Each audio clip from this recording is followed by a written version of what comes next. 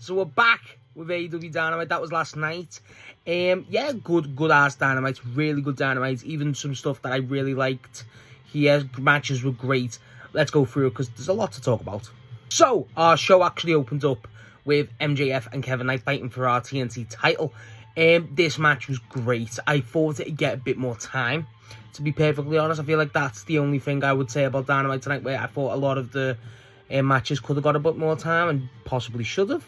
But hey ho, I thought Max here looked great. Obviously, Kevin they're really pushing Kevin, as they all should, really, which is really good. I do like how during the match, like Max, so it's like Kevin's always going for these UFOs essentially, and then he's consistently rolling out. And then he's always going, you know what I mean? It's just like trying to bait him, but when he does eventually get the roll in, it's great. It's got a great pace to it. It really does. I feel like Max has a excellent chemistry with high flyers. I said this in the preview. I really do believe that.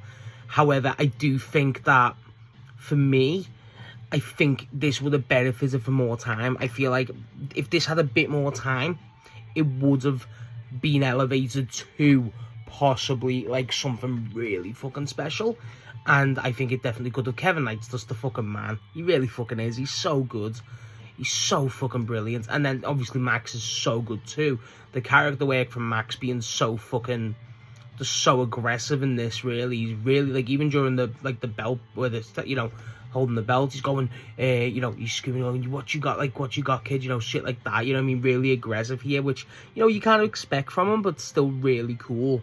I do think that the match was good. It's, I don't think it's my match of the night. It would have been, it was, the problem, I'll get into it in a minute, but, like, with this, it sets a tone, and the pace is so fast, it's so good, the match is a great match, it really is a great match. And it just kind of hits the rest of the show a tiny bit, even though it wasn't a bad show, God no. But it really was. It was a great show inherently. It was just more, this match sets such a great precedent, and it's a great opener, but I think they could have done a bit more with it. But I don't know if that's just me. I feel like they could have given that a bit more time, really built this to be something a bit more special. But the fact that we still got this match, that was excellent. I'm not going to complain. I thought it was fucking great.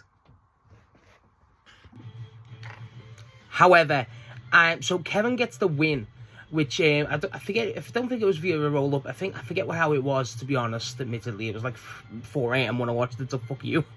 And then basically Max is pissed, so Max goes out to attack Kevin. He goes to continuously beat his ass, and then Darby comes from the rafters. That was really cool, obviously.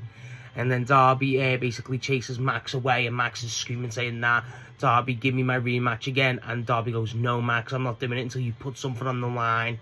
And, you know, really reiterating that. And then basically goes, I know someone who does deserve a title match, and he turns to Kevin, so they're giving Kevin the title match next week. That's pretty cool. And then Brody walks out. Brody stares at Max and then walks through him, and basically goes to Darby, don't be looking past me. End of the day, Darby, you've still got me to face, and Kevin, don't worry, you know, keep an eye on the match because you might be facing me too. That was pretty cool. I enjoyed this opener. I enjoyed it as an opener. It felt really solid. It felt like it had a lot of meat to it, in the sense of a lot went on. The match was great. It really was a great match. Yeah, it kind of did. It kind of like made everything else not obsolete, but kind of like this could have been. You know what I mean? It's so good that it feels like half. Like, I don't know. It's so weird. It's like I loved it a lot. I really did love this match. I love MJF. I love Kevin. So it works. And the little stuff after it, I really enjoyed. I just feel like, as an opener, it's phenomenal. It just feels like they could have followed up with something a bit more, but the matches felt a bit like you're always going to be comparing to that Kevin Knight and Max match, which, you know, it's such a good match, so it's unfair. But either way, as an opener, as a match, as a segment, it was great. I really enjoyed this. After this, we actually get Copeland and Cage backstage, basically responding to FTR. Christian's got a brace on his arm, and basically saying, I'm fine, I'll be okay to wrestle. And then he goes, yeah, the I Quit match. Touching on the I Quit match, and Cope goes, oh, Christian, you know, I'm surprised you're agreeing to it, you know, because you've not got a great history in I Quit matches, you know, obviously referencing their match. And Christian goes, I have never said I quit in my life. And then he walks off, and then him and Cope and Renee are like fucking two little schoolgirls going, he did. It's fucking stupid, but, you know, Christian and Edge, you know, I like Christian a lot.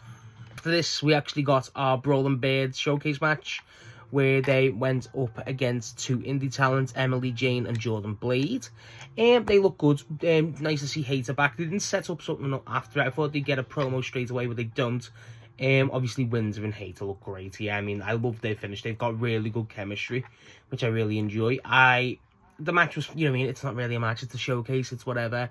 I just feel like, again, they should have set something up after it, but they probably are going to anyway, so there's that. But either way, I enjoy this. I enjoy seeing Jamie Hayter and Alex Windsor back.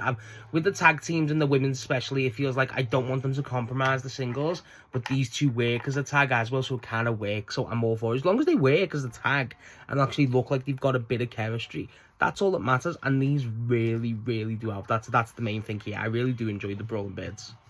After that, we actually get Thekla and Skye Blue backstage, where they're talking about, obviously, the last match they had with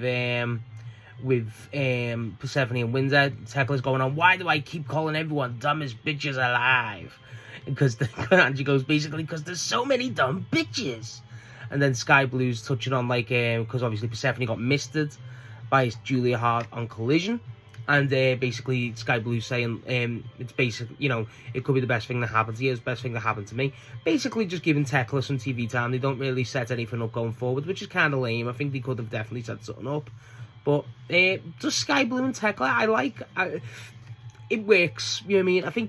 I think Skye Blue definitely needs promo work, unless it's still just fucking this creepy gimmick, but I'll be nice today. After this, we actually got our AEW International match between our International Champion Kazuchika Okada versus Ace Austin. Very nice to see Ace. I thought this was good. I feel like this match, I can't lie, this is when I was like, because not to like just use it as an excuse, I get up really early to watch Dynamite so I can get these videos recorded, you know, so I can get them out as soon as possible, even though I normally do delay them because I'm lazy. But point is, I got up at like, what, quarter to 4 this morning to watch this. So at this point, I'm still kind of like waking up, and I got more of an attentive with the other ones. I need to rewatch this one. I feel like I was kind of dozing back off at this bit, not because of the match by any means. I feel like what I remember was, obviously, Okada's just a fucking man.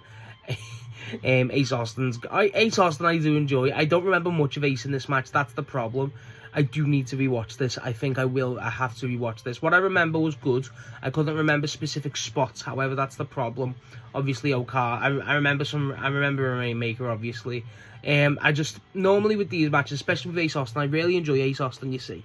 So I feel like, normally in this match, especially with Okada, I feel like you could definitely get something good here. But I just don't want to undersell it and just go, yeah, Ace Austin did this one. I don't actually have a clue. So, again, this is not a fault of the match itself. It's just, it was a fault of me. I feel like I was just kind of just tired at this point, you know what I mean? You know, waking up. I didn't have the caffeine in me at this point. But I will rewatch it. The main thing is, after the match, I do remember this, was Takeshita walks out and stares down Okada. Takeshita's still wearing the shirt that obviously Don Callis gifted him when he betrayed the Elite. And Don Callis was there, and and Mark Davis was there, actually. No Lance Archer, just Mark Davis. So I feel like there's definitely something there. I feel like something with Lance Archer, I mean. But also Mark Davis, I like Mark Davis, so who gives a fuck? But I thought Callis would be fuming at Takeshita, and he's not. I feel like that's definitely something that surprised me. But I feel like there's definitely an avenue to go there. So hopefully they pay that off, because I feel like the Takeshita turn needs to happen sooner rather than later on Don Callis, rather than just Okada.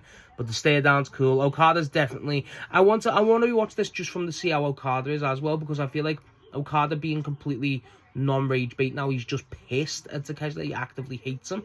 I want to see how he portrays that in the match. I don't know if that was portrayed or not, but I do know he done the middle finger stuff again. But yeah, I'm sorry, apologies if people give shit. I just feel like I need to rewatch this one, so I'm definitely going to do that. After this, though, this shit's heat. So what we got is a little vignette, and it's like this western where it's and it's like, it's kind of like Bandido's little vignettes he used to have, if you remember. And they aired one, I think it was last week on Dynamite, so this kind of makes sense. So then, but then it's people getting thrown out, and then it's just like on the sand, and then you see Bandido's poster and a hand goes down to pick it up. At this point, I'm thinking, this can't be Brian Keith. Like, because the hand's a black man's hand. So it's like, what the fuck? I'm thinking, this can't be Brian Keith. We've already done Brian Keith versus Bandido. And it's Swerve. Swerve picks it up. And obviously, we built this a while ago with Swerve versus Brody. And obviously, Swerve versus fucking Bandido's brother. This fucking rips. If we get Bandido and Swerve at Double or Nothing, my buddy Snotty's going to that. One lucky bastard. But if we get this for Dynamite as well, whoever goes to that, one lucky bastard. This is a match for me. I fuck with this heavy. That match will be a classic. However, it cuts to backstage. And we see the Death Riders. They're just all training. It looks like Marina and I think it's Yuta on the ground doing some ground work. And Garcia's doing like, you know, this is what we do in the Death Riders. And then it cuts to the door and he goes, hey, look who it is. And it's Ospreay. This is fucking huge. This is huge. So, basically, Ospreay's walking in. And he's like, obviously, due to the Moxley offering him a position in the Death Riders, essentially, that will make you the most dangerous man in the world. Stuff like that. And then Ospreay's like, okay, what are you doing? And he looks void of emotion. And then Moxley is thrilled. Absolutely thrilled. And he goes, Moxley asks him, are you cleared? And he goes, no, I'm not cleared. But I've got a match in Japan with the United Empire, and I'm not gonna, that's not going to stop me. And like, and Moxley's like, loyalty, that's great. And Baron, like, and you know, he's really happy about this. There's something, I don't know if it's fully confirmed. I feel like it's still getting teased, but Ospreay's there with a bag. He's there to train with the Death Riders, which is nuts. And then, fucking, Moxley's like, you need to forget all like this, you know, you need to forget all this animosity and hate. You need to drop it. Everything you need, you just need to drop it and just focus. All this other, you know, and he's like, okay, and like it's weird. Ospreay's it's really weird, and it feels like it's nuts. It's such a wild development. Not that it's out of nowhere. It's definitely been talked about and worked towards. It's just like, wow, like we're doing it. At least to this point now, we don't know if it's fully gonna happen, but if we're doing it, Jesus, we're doing it. This is insane. It's an insane way to do it. And what I love is Pac standing there, and Ospreay and Pac obviously have a lot of tension, a lot of heat between each other. So like they're staring at each other like that, and Moxley just goes to Pac, burp to his fucking stomach. It's so fucking funny. He just like, it's like a boop. It's so stupid. That man's, but he's such a funny fucker. So it's just weird, just to cut the tension. And then Ospreay walks in, all the Death Riders are staring, and basically Ospreay goes, where's the ring? And he goes, we don't do the ring, we work on the mat. And it's like, oh fuck. So, and that's where it ends. It's like, you're just watching it and like, wow, like we're fucking doing it. Like that's insane to me. We're fucking doing it. And it's like, that's it. It's incredible. This is fucking incredible. I cannot wait for this. I think this entire development, if this goes the way it's planned to, I mean, talk about something that happens with it later as well. Holy fuck. Huge. I didn't expect for it to go this quick, but that's why I left it off the predictions. But Jesus, wow. After this, we actually got Copeland And Cage versus RPG Vice. Now, FTR make an entrance before this. They've got their own commentary. Stokely is an FTR standing there. And the match is fine. So the first 10 minutes is chaotic. Now, I will say, so Taz is back on commentary for this. I should have said this earlier. He's on fire tonight. And he just says, you know, I was never a fan of Christian and Cope. No, I wasn't. You know, actually, Cope, he owes me $25. It's like, fuck off. Like, it's so stupid. He calls him Speedball Taekwondo Jones early on. He's on fire. So the match is fine. So the main thing is during the matches, so obviously FTR are outside, and there's definitely some teasers of, you know, like they're getting involved, and they definitely do. Like they're holding, like, you know, legs back and stuff like that. But then, of Cope and Christian, not FTR, not RPG Vice. And then basically, the main thing is behind them, you see 3 people stand up, they take the hoods down. It's Kyle, O'Reilly, Roderick Strong, and Orange Cassidy, the Conglomeration. They obviously had their little moment with them last week, or it was on Collision, I think. And essentially, they just, they throw, Cassidy's got popcorn, and he throws popcorn at them. Popcorn's everywhere, and they brawl them off and take them away, so FTR go away. But then there's still popcorn everywhere. But point is, it goes quite wild. I do like, and then after that, the match itself is fine. Like Edge and Christian do look okay. You know, they're really selling Christian's hand. They do a lot more work with Christian and Edge, I think. Well, Cope, fuck you. And then Rocky and Trent look good here. Like, this match for me felt like it had too much time. I feel like this match didn't need to. I think this match was like 10 to 15 minutes, something like that. And it was like, after a certain point, I think it was after like, not after FTR leave, the match becomes a bit more like, okay, come on, let's hurry it up now. And it carries on for like another 5 minutes. So it's like, it does feel like they added a bit too much to it. I feel like you could have ended it a bit earlier and, you know, give, honestly, Max a bit more time, or even the main event. But then, basically the match finishes by, obviously, Edge getting a spear. That was pretty cool. And then they go and grab the titles while they're walking out. That's pretty cool. After, actually, Christian goes and breaks a chair stick and gives it to Edge. And then, Cope. And then fucking makes him do the thing with the bar where he pulls it back and making Trent Berretta say, I quit. And Christian goes, I would never say I quit, pussy. Or something like that. And then they grab the titles, walking out. Edge has got a fucking popcorn bucket on his head. This is fine. The match was, this is possibly not my favourite match of the night. Definitely not. I feel like not that I didn't enjoy it. I enjoyed it to a point, and it just didn't. It had to end at a certain point for me. Again, not long after the FTR left out with the work, because when it was the start, it felt like it was really two different halves of a match, where the first half's great, it's really enjoyable, and the second half's like, okay, come on, let's kind of hurry it up now. So it makes me wonder of how we're going to get Cope and Christian going forward, because I feel like you can only do so much, right? Like, that's the thing, you can only do so much with them, because if the match hasn't got no, like, and I like RPG Vice a lot, I do. I think Rocky Romero's great. I think Trent Berretta's great. I just feel like there's only so much you could do in this match. I felt like they could have done more, but they just didn't go up for it. So after a certain point, you're like, okay, we just need to end this. But it wasn't bad. It just, I didn't enjoy it as much as I thought I would, but that's fine. I just think that's the beginning of the match is great. The match is great because obviously it's a bit hectic, and then obviously the FTR and the conglomeration stuff, it becomes like, wow. And they thought they were going to throw the match out. But either way, it was enjoyable to a point. That's exactly what it was, enjoyable to a point. Okay, so after this, we actually get Jericho backstage, where he's getting attacked by Ricochet and Demand. And Ricochet's like, you've lost me twice now. And they're like, you know, fuck off with all this fucking, you know, winding me up, rage baiting me, essentially, you know, with all this, like, the shirt, say Jericho, guy who beat the Demand, or whatever, you know, stuff like that. And Jericho goes, eat shit, and then they just take Jericho out. It's not insane, they just take Jericho out. Ricochet teases a lion salt, well, a Rico salt, as he says. And then he goes, nah, you're not worth it. Aha, all that shit. It was fine. There was no Hayter Syndicate. I thought the Hayter Syndicate were going to run out, but I think there's definitely going to be something here, so I don't know what we're going to do, but I hope it doesn't last for too much longer. Admittedly, the Jericho and Ricochet, I think past double or off, and it shouldn't continue. I think they should go the separate ways.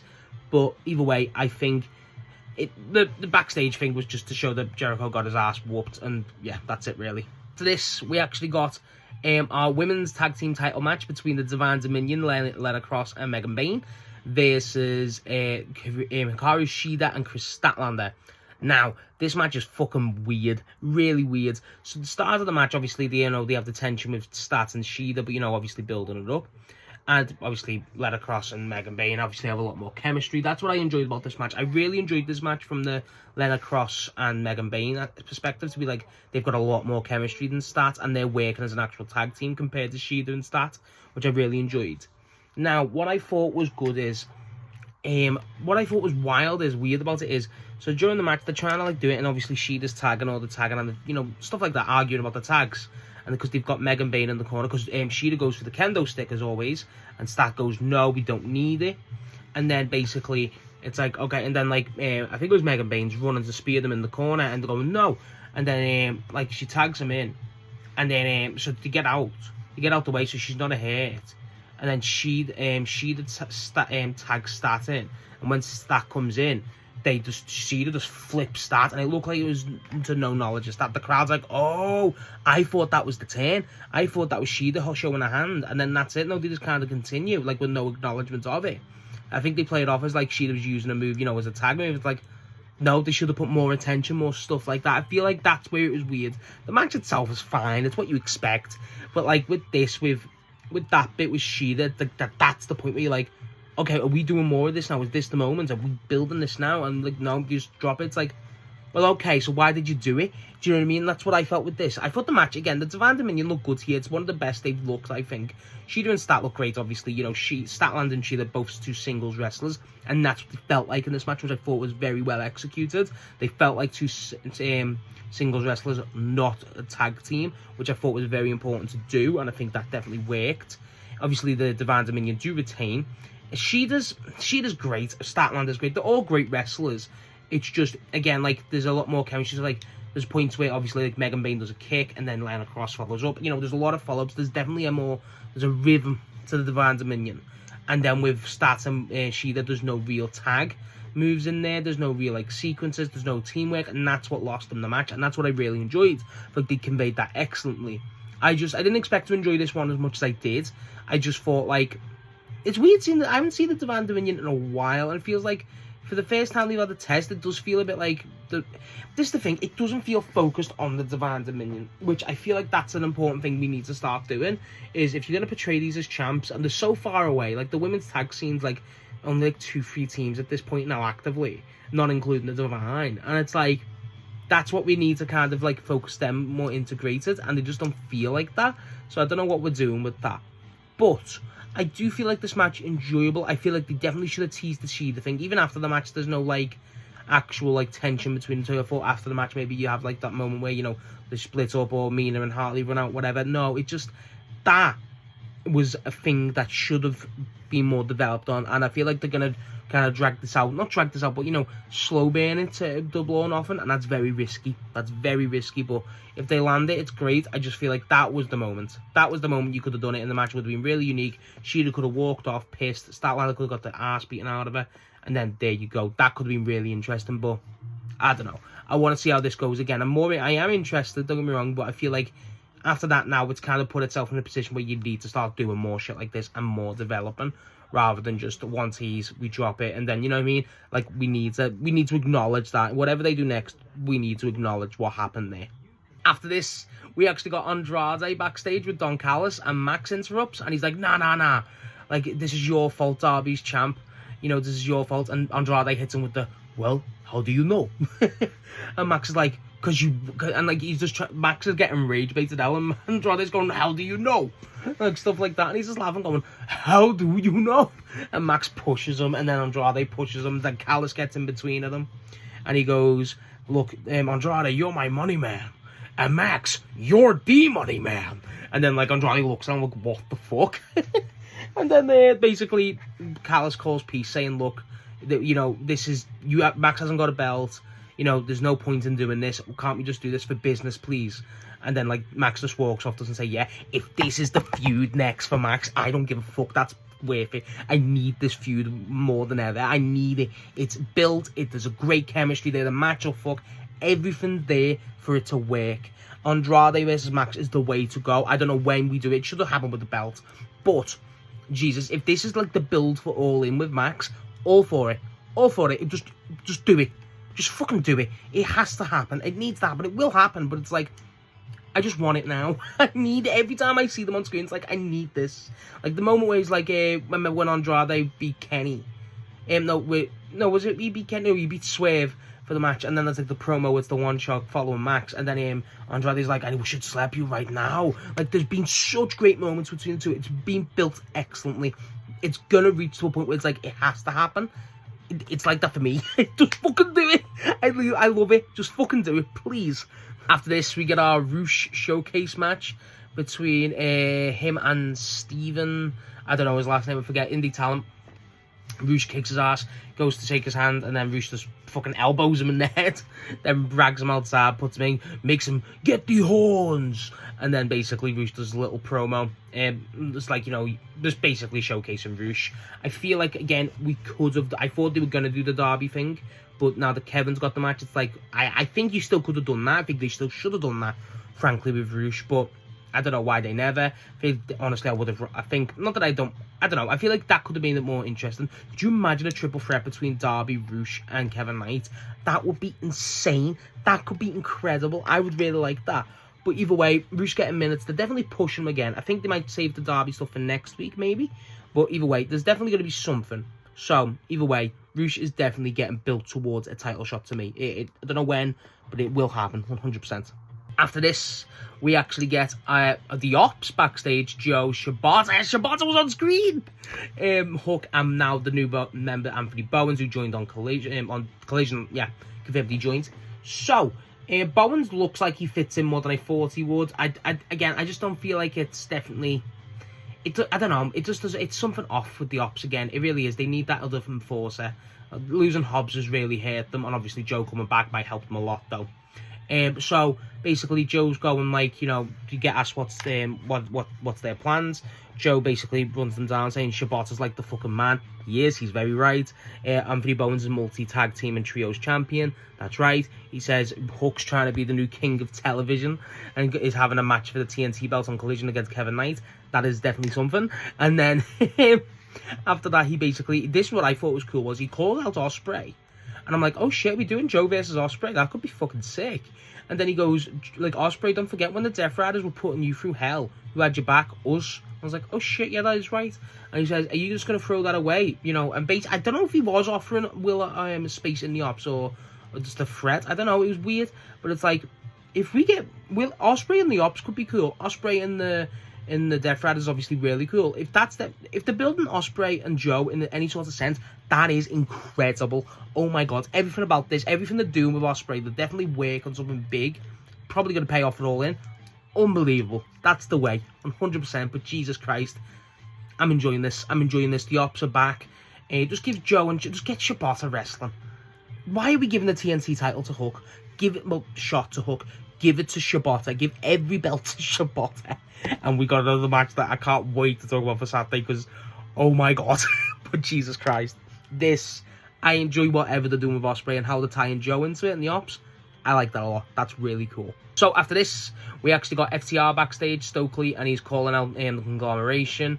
And obviously Copeland and Christian. He basically says, let's go double up. Let's go basically, what is it? Not double or nothing. I'd forget. He says basically, let's have a match. Dax versus Cassidy. And then they have a tag match. And basically saying, whoever wins that, you can have a match for either the tags or the trios. And he said he won't be fighting in the ciampa. And they confirmed Tommaso Ciampa will be fighting in the trios. Obviously saying, they have a, past history. If that's to happen, and honestly, I wouldn't be against FTR and Ciampa winning the trios. I wouldn't be against that at all. That's really cool. And it's nice to see Ciampa too. He sees popcorn still on Stokely's beer. He eats, he goes, delicious. And he goes, tap guys out. Yeah, I wouldn't be against that. That's a really cool idea. And I wouldn't be against if they do that. That's interesting a lot. I like that. However, we got our main event, which is Darby Allin versus Brody King. This was great. This is probably my match of the night. I really enjoyed this. I like during the match, obviously, they have Max and Kevin both showing them two watching. But Brody, this is their best match for me, I think. Off the top of my head, it probably is. Where Brody's presented perfectly here. I think this is one of the most quintessential Darby Allin matches I've ever seen. In the sense of, it's not as good as the Ciampa match. God, no, that was insane. But Jesus, the strength, the physicality that's shown here is so much different. And it's like, Brody's beating the piss out of Darby, but Darby's not saying die. Darby does like 2 code reds on Brody. There's a code red on the announce table. That's sick. Like, there's a point where Brody's dragging Darby, and Darby's like gripping like fuck onto the mat and pulling the fucking thing up. That's sick as hell. Brody's chops, there's a chop he delivers to Darby. It's absolutely nasty.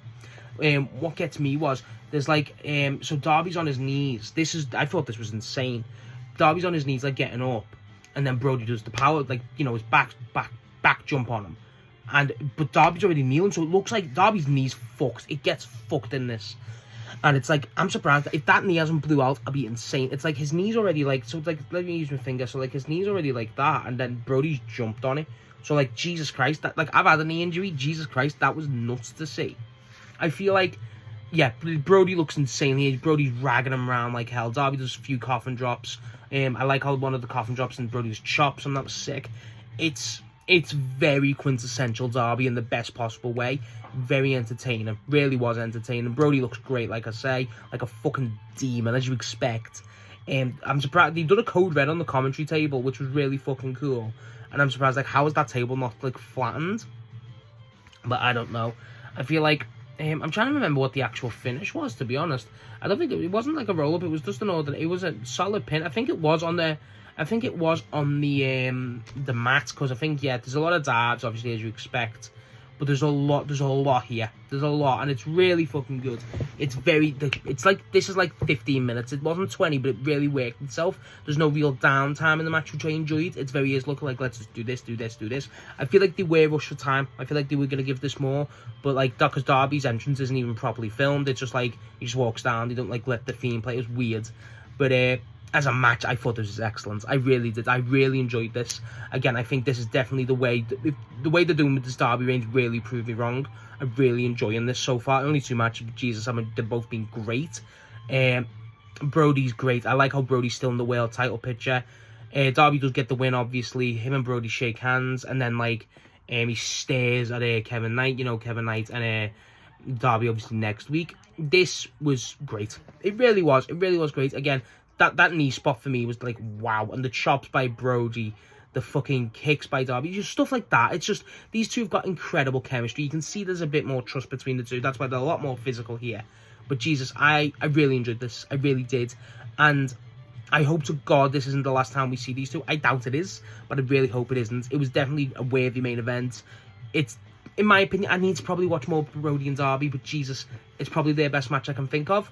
I really enjoyed this. I thought it was an excellent way to end off a really fucking good Dynamite. The fact that teasing obviously Kevin next week, you know, they announced some other matches, which, holy fuck, the Collision, and just, I really enjoyed this. I really did. It's like, I don't think I'm losing my mind about it, because it's like, it just was a really enjoyable match. It wasn't like Ciampa. Again, it really, don't go into this, if you're going to watch it, expecting that match to be like Ciampa. It's not. But it's really fucking good. It's just, again, it's one of the most matches where, like, if you haven't seen Darby Allin, and like more for the, not for the insane spots, but for more for like the, just who he is, there you go. But that makes sense. It's a really fucking good match, honestly. I really recommend this. It's one of Brody's betters in his recent run, and that's what's saying so, because he's had some great matches. It's one of his better matches. So yeah, that's my thoughts on Dynamite. I thought it was excellent. I feel like there was some good, like, I think the matches were kind of like, some of them should have had a bit more time, some of them should have had a bit more less time.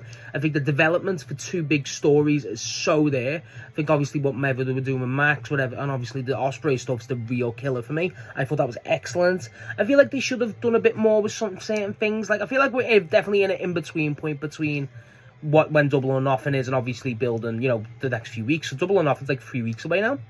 Shout out my friend Tallman, actually. He went, so I hope he enjoyed himself. But great show, great matches. Kevin and Max was great. I really enjoyed the Divine Dominion versus Stat and Sheeta. I really enjoyed that. Obviously, Brody versus Darby was excellent.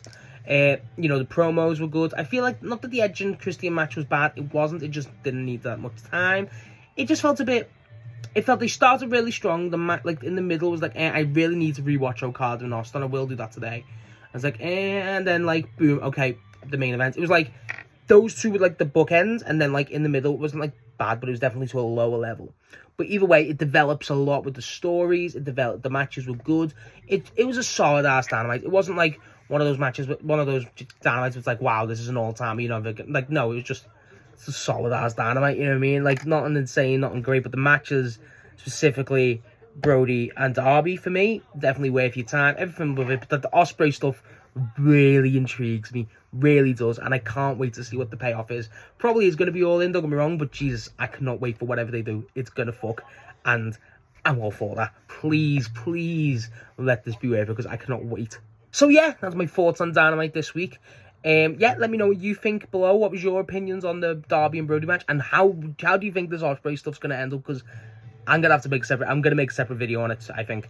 But Jesus, I'm really interested. I think this will be great.